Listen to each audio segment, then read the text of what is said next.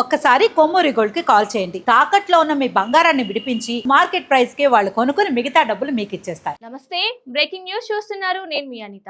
Corona పేరు వినగానే ప్రపంచం ఒక్కసారిగా వణికిపోయిన రోజులు గుర్తొస్తాయి. లక్షలాది మంది ప్రాణాలను బలిగొన్న మహమ్మారి, కోట్లాది కుటుంబాలను కుదిపేసిన వైరస్, అది గతం అనుకున్న సమయంలోనే మరోసారి హెచ్చరిక గంటలు మోగిస్తుందా? అసలు హైదరాబాద్ తార్నాకలో ఒక మహిళ కోవిడ్తో మృతి చెందిందన్న వార్త ప్రజెంట్ కలకలం రేపుతోంది. ఇది ఒక సంఘటనేనా, లేక మరోసారి కరోనా మెల్లిగా విజృంభిస్తోందా? ప్రజలు అప్రమత్తంగా ఉండాల్సిన సమయం వచ్చిందా? అసలు ఏం జరిగింది ఒకసారి మనం డీటెయిల్స్లోకి చూద్దాం. దేశవ్యాప్తంగా కరోనా కేసులు పెరుగుతున్నాయి. చాప కింద నీరులా ప్రవహిస్తున్నటువంటి కరోనా హైదరాబాద్ నగరంలో గత 2 రోజులుగా జలుబు, దగ్గు, జ్వరం, ఒళ్ళు నొప్పులతో ప్రభుత్వ, ప్రైవేట్ ఆసుపత్రులకు వచ్చే వారి సంఖ్య పెరుగుతున్నట్లు డాక్టర్లు చెప్తున్నారు. ఇటువంటి అనుమానిత కేసులో పరీక్షలు చేస్తే కొందరికైనా కోవిడ్ పాజిటివ్ వచ్చే ఆస్కారం ఉంటుంది కదా.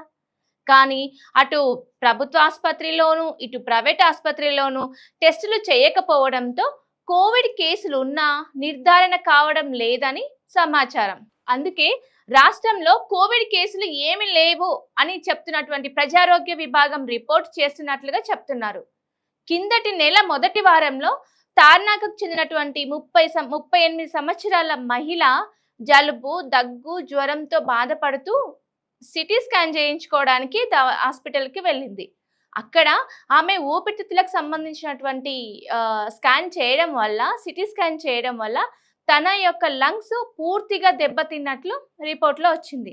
ఒక కార్పొరేట్ ఆసుపత్రికి తీసుకెళ్లిన కొన్ని గంటలకే ఆమె మరణించారు. అనంతరం ఆమె ఒక రిపోర్టును పరిశీలించినటువంటి ఒక ప్రభుత్వ వైద్యుడు కోవిడ్ కారణంగానే ఆమె ఊపిరితిత్తులు పూర్తిగా దెబ్బతిన్నట్లు గుర్తించారు. అలాగే గత నెలల్లో గాంధీలో కూడా ఒక కోవిడ్ కేసు నమోదైనట్లు సమాచారం వచ్చింది.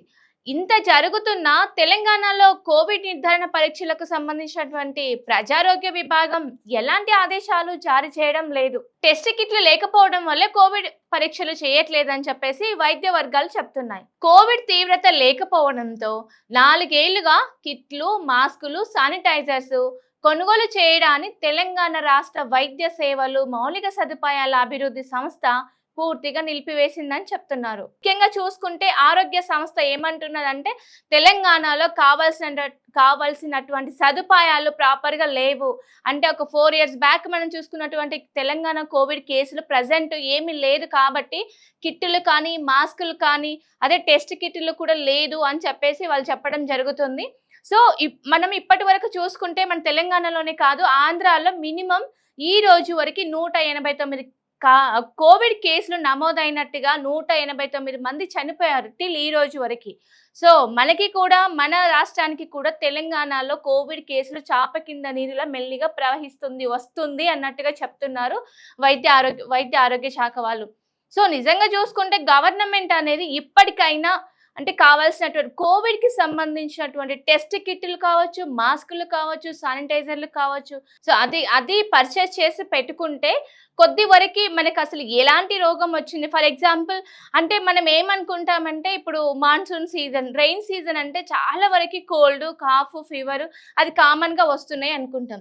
అంటే ఇప్పుడు మనకి కోల్డ్, కాఫ్, ఫీవర్ వచ్చినా కూడా మనం ఎలా థింక్ చేస్తామంటే ఇది నార్మల్ జ్వరము లేదా వైరల్ ఫీవరు, ఎందుకంటే ఈ సీజన్లో ఇలాంటివి రావడం ఇది కామన్ అని మనకు సంబంధించినటువంటి మనమే సర్ది చెప్పుకొని ఏదో ఒక ట్యాబ్లెట్ వేసుకుంటాము.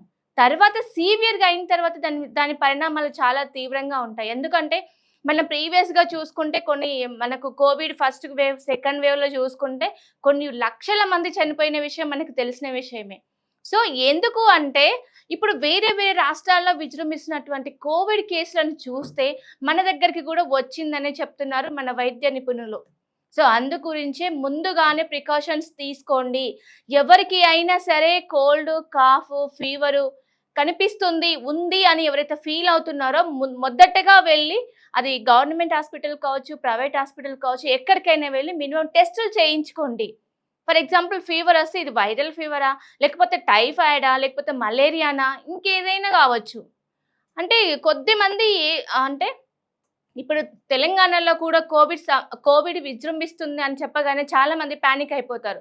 అలా కాకుండా ఫర్దర్‌గా మనకొచ్చినటువంటి లక్షణాలను చూసి మనం ట్రీట్మెంట్ తీసుకొని, టెస్టులు చేయించుకొని ట్రీట్మెంట్ తీసుకుంటే బాగుంటుంది. అలాగే ముఖ్యంగా వచ్చేసి షుగరు, బీపీ ఉన్నవాళ్ళు కొద్దిగా జాగ్రత్తగా ఉంటే ఇంకా మంచిదని చెప్పుకోవడం జరుగుతుంది. ఎందుకంటే వాళ్ళు తొందరగా పానిక్ అవుతారు. తొందరగా కోవిడ్ అనేది అటాక్ అయ్యే ఛాన్సెస్ ఉంటాయి. ఎందుకంటే ఇమ్యూనిటీ లెవెల్స్ వాళ్ళకి తక్కువ ఉండడం వల్ల.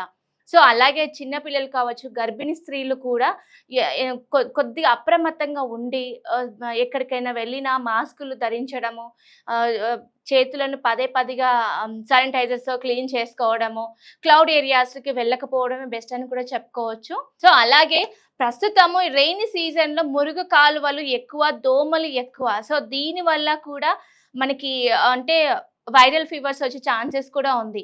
సో, అందు గురించే మనకి ఈవెన్ కోల్డ్, కాఫ్ అయిందంటే ఇమ్మీడియేట్‌గా మనకు కోవిడ్ వచ్చిందేమో అని ఇమ్మీడియేట్‌గా పానిక్ అయిపోతుంటారు. సో, అలా కాకుండా ఒకసారి హాస్పిటల్‌కెళ్ళి టెస్ట్ చేయించుకొని ఫర్దర్‌గా ఏదైనా అంటే మనకొచ్చిన డిసీజ్ ఏంటి? అసలు దేన్ని బేస్ చేసుకొని వచ్చింది? అంటే ఇది లైక్ నార్మల్ వైరల్ ఫీవరా? లేకపోతే సీజనల్ ఫీవరా? లేకపోతే మలేరియానా? టైఫాయిడా? ఏంటి అనేది చూసుకొని ట్రీట్మెంట్ తీసుకుంటే బావుంటుంది. అంతేకాని ఫీవర్, కోల్డ్, కాఫ్ వచ్చిందనగానే సో, నాకు కోవిడ్ వచ్చిపోయిందేమో అనేసి చాలా భయభ్రాంతులకు గురి అవుతున్నటువంటి జనాలు.